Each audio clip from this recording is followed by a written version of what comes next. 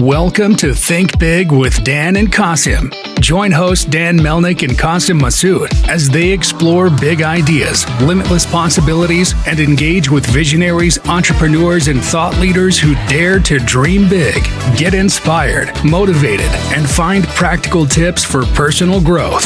Think big, dream bigger, and ignite your potential. Welcome to the Think Big with Dan and Qasim. Today, our guest is Heather. Heather, how are you today? Good. How are you? I'm good. Thank you. Thanks for joining us today. So, let us know where you live and what you do. Yeah. So I live in North Carolina in the foothills mountains, and I am the founder of Publicity for Good. And we are a PR firm where we really work with purpose-driven brands to get their story out into the media. All right. So, let me know a little bit about your own responsibilities. Like, what are your main responsibilities in this business? So we're a full-time team of 40, and it's evolved over the year. But really, my responsibility is client delivery, working with our team to ensure our clients are hitting their goals and getting in the media, and then currently sales. Awesome. So, let me know a little bit about the audience.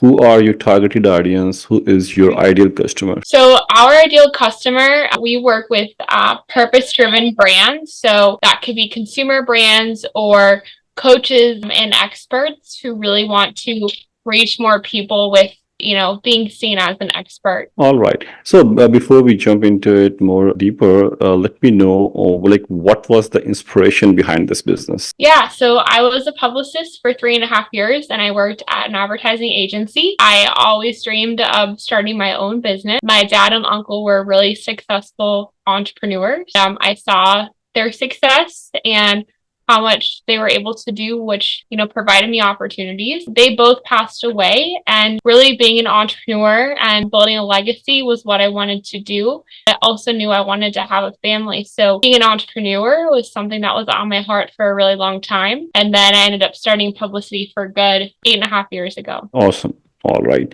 So how did you come to recognize the gap in the market that you could fill in? Yeah, I worked at an ad agency, and I became really good at my craft. Over time, every single week I'd book about 35 interviews for clients, and I just fell in love with the process, and I never lost my love for media relations and helping people get featured in the media. So it was a mixture of my love and realizing there was a way that I could help do it better or make it more accessible. All right. So in terms of clients, how many clients do you acquire every month? Like new clients? Yeah. So it really depends. Like we've served over 300 brands and companies in 8.5 years. So it really depends on the season. It depends on what their goals are and everything. We have the agency and, is more like premium prices, high and done for you. And then we created a PR software, a service with the software, and that's something a little bit more accessible. So it really depends on where people are in the decision-making process and what their goals are as well.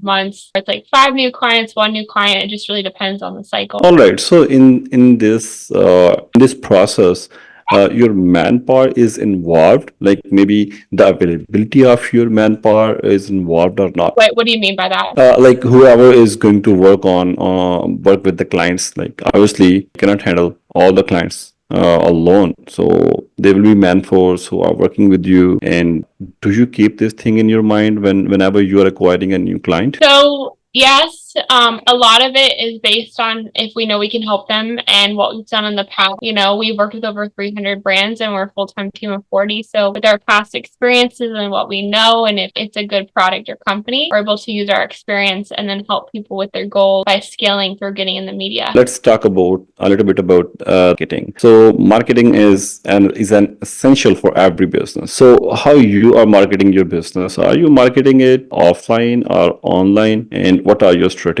It's everything from email marketing to social media to relationship to going to trade shows. So it's really all of those things that we're currently doing for our marketing. All right. So in terms of social media, what are the things that are working for you. As an example, I can say like there are many businesses who are just relying on the ads, maybe on Meta, maybe on Google, maybe on multiple platforms. So they are relying on the ads. How you are running these campaigns? So it's all organic. So it's posting on social, engaging with our community, and building a following that's working. But I mean, we've been doing this for almost 9 years. So time is something that definitely helps you along the way. Yeah, exactly. And organic is always a long-term solution, but it's slow.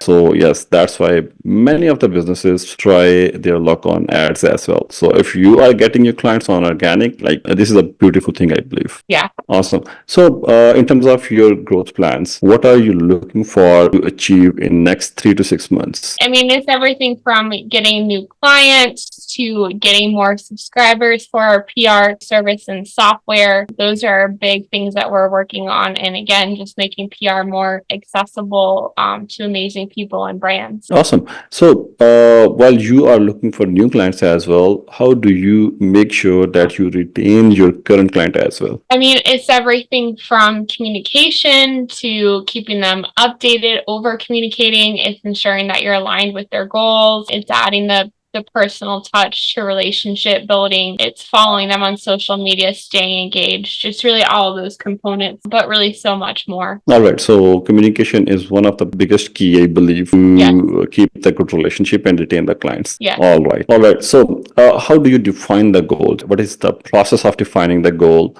Like which should get how much priority? I mean, the goals are based around their business goals, right? From a PR perspective. So first we have to start with the founder to know, well, what are your business goals? What are your brand goals? What are you trying to achieve? And then from there, we create those goals. So that's really the process behind it. And then we'll create like sprints, long-term goals, short-term goals, and then work that way. Hey y'all, it's Dan Melnick, the CEO of Zing. And I wanted to share a special offer for all of our listeners. Right now, if you need software development services, we'll give you 2 weeks of a free trial. Do you need to update your website? Do you want to build a mobile app? Do you want to update something that you've been working on for a long time? We've worked in a high-level technologies like AI, machine learning, blockchain. So shoot me a text, 817-874-2208. Thank you. Building relationships with other companies. What is the top most priority that you look into the other company that, okay, if this company possess this quality, then we can work with them. Otherwise we cannot, which is non-negotiable. Yeah, it's really like in-person opportunities and meeting them at trade shows and everything. Those are the priorities. Like elaborate a little bit more, like what going is to in trade person? shows, meeting clients in person, shaking their hand, those types of things. And what is the quality that other company need to have? Like I'm not getting what is the main quality for the other company to have. Like in my case, it could be the other company should be honest. Just as an example. So is there anything at your side as well? Like you look into the other company, okay, if they are honest, then we will work with them. Otherwise, we are not going to work with them. No, it's really, they're purpose driven. They're an established business. They have a good product, all of those things. All right. So as a founder, how many hats you are wearing at this point? 1 million. I mean, I have crying kids. I have a lot of hats on all the time. You kind of